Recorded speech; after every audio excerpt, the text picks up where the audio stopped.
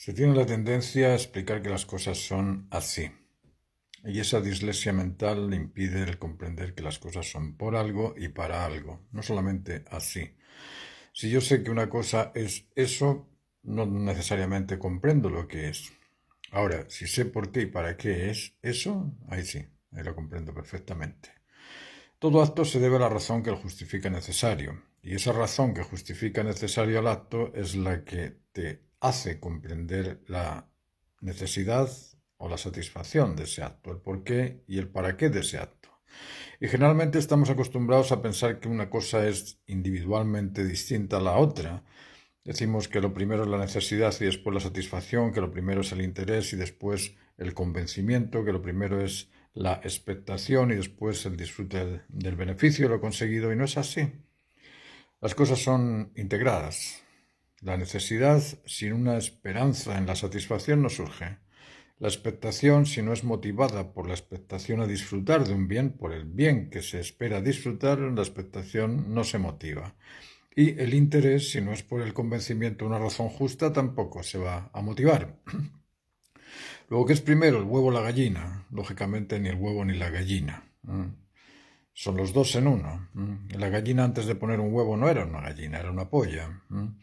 ¿Qué es primero, el padre o el hijo? Ninguno de los dos. Los dos son al mismo tiempo. El padre es padre cuando tiene un hijo. Antes de tener hijo era un soltero, o era un Pepe, o era un Juan, o era un algo, pero no era padre. Es decir, estamos acostumbrados a pensar en singular y debemos comenzar a pensar en Trinidad. ¿Por qué en Trinidad? Porque todo acto se debe a la razón que lo justifica necesario. Es decir, ese acto que está ahí se debe a un origen, a una razón que lo justifica necesario y se justifica en ese valor que cumple, en esa razón que cumple, en esa necesidad que satisface. Luego son tres en uno, son tres aspectos en uno. Cuando hablamos de cualquier unidad, sea la que sea, un átomo, una distancia, un objeto, sea lo que sea, siempre va a ser trino. Ya físicamente lo es, ¿por qué? Porque si tiene volumen, si es masa, si es algún tipo de objeto, va a tener tres dimensiones, largo, ancho y alto. Eso ya es trino. Pero va a tener largo, ancho y alto en base a un centro y una periferia, ya es dual. Y va a ser un objeto solo, uno. Es decir, cualquier unidad es dual trinitaria. Eso nos cuesta pensar en ese aspecto del por qué y del para qué del qué. Nos cuesta porque no nos enseñan a eso.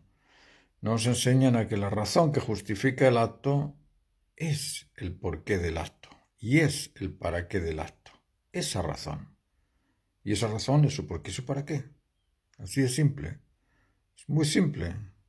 Pero tenemos que iniciar el pensamiento crítico. Es muy fácil hablar del pensamiento crítico y no sabemos qué es lo que es. Es muy fácil decir que estamos pensando y no sabemos si estamos ideando o estamos pensando. Hay una diferencia tremenda entre idealizar, que es el imaginar ideas, y eso nos llega todos los días. Ahora mismo están llegando un montón de ideas. Eso es ideario, eso es ideas, eso es imaginar ideas. Pero eso es distinto al pensar. Cuando hablamos del pensamiento crítico estamos hablando de algo que evalúa. Y ese algo que evalúa es mi conciencia. Mi conciencia va a decir, bueno, esto es más largo o más corto, es más alto o es más bajo, esto es más rojo o menos rojo, esto es más intenso o menos intenso. Cuando estoy comparando, estoy pensando. Cuando estoy apreciando las cosas en esa comparación, estoy desarrollando el pensamiento. Pero cuando estoy simplemente imaginando, estoy desarrollando mi imaginación, pero la imaginación no es suficiente. Hay mucha gente que imagina platillos volantes cruzando de un sitio para otro, imagina la evolución de la lagartija que se transforma en caimán y después se transforma en cocodrilo. Esos son imaginarias, esos son pensamientos imaginarios.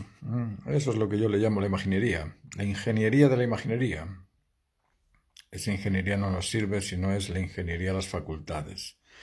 La ingeniería de las facultades sensibles, cognitivas, productivas, eso nos sirve, eso nos es útil. Es útil desarrollar la sensibilidad, es útil desarrollar la inteligencia, es útil desarrollar la voluntad o la creatividad. Eso es útil. ¿Por qué? Porque se va a transformar en algo.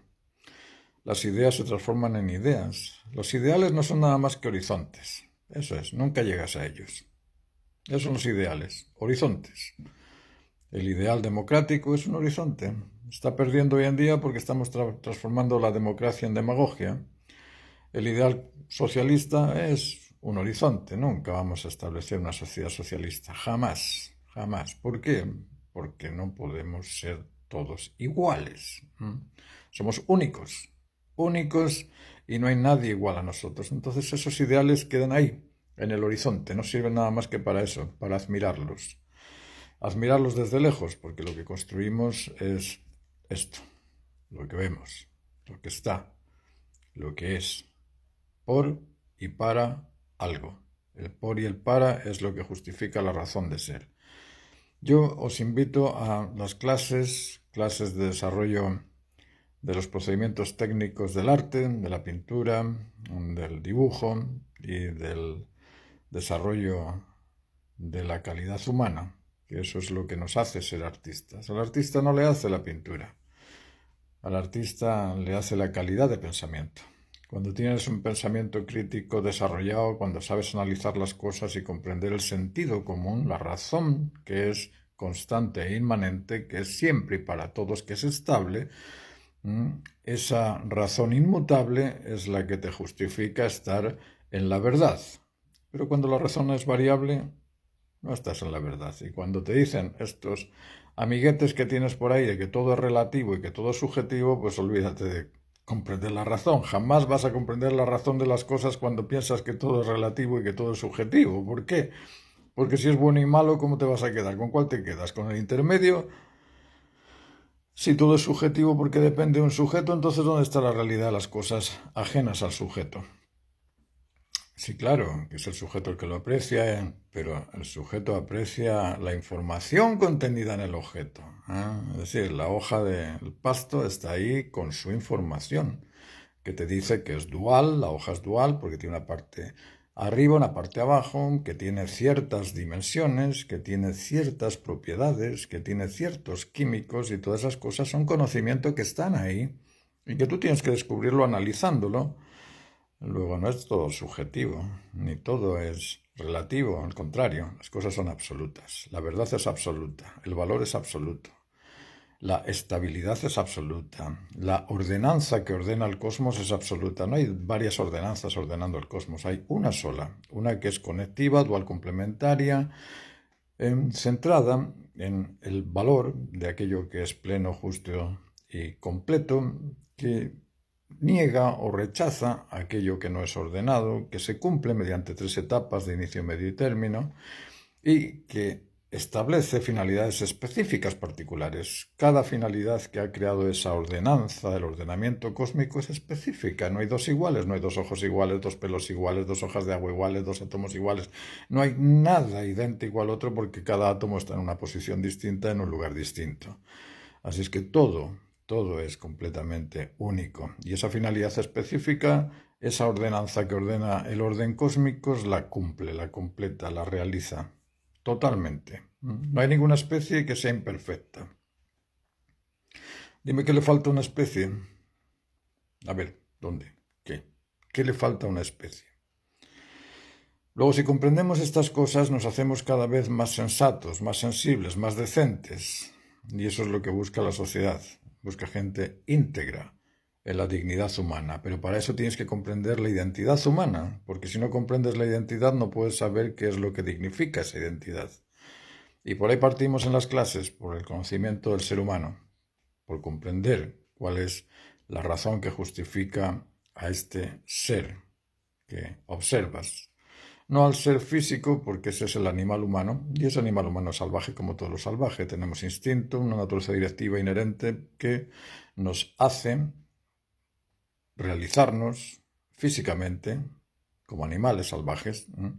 Pero tenemos debajo aquí de la gorra, unos dicen que está en el cerebro, yo no creo que sea, porque el cerebro es un receptor nada más, pero debajo de la gorra o encima de la gorra o en el ambiente o en el campo electromagnético, como lo queráis llamar, ahí tenemos una cosa que se llama conciencia, que está ligada con la protoconsciencia cósmica, es decir, está ligada con esa ordenanza que ordena el orden cósmico. Y en esa ligazón, en esa unidad, Cuando mi conciencia se transforma en una conciencia derivada de la conciencia cósmica, se transforma en conciencia original. Ahora, a esa conciencia original la contaminan muchos recuerdos, muchos conocimientos, muchos aspectos de la vida que nos van diciendo cosas extrañas, cosas artificiales, cosas que lo que nos producen es una dislexia mental. ¿Por qué? Porque nos dicen que todo es relativo y lo creemos. Entonces empezamos a luchar con esa cosa relativa y no sabemos si lo que sabemos es cierto o no es cierto y quedamos siempre en esa sensación de insuficiencia, de inseguridad y de insatisfacción. Y para superar la insuficiencia, la inseguridad y la insatisfacción necesitamos superar la crisis existencial, la crisis motivacional y la crisis de identidad.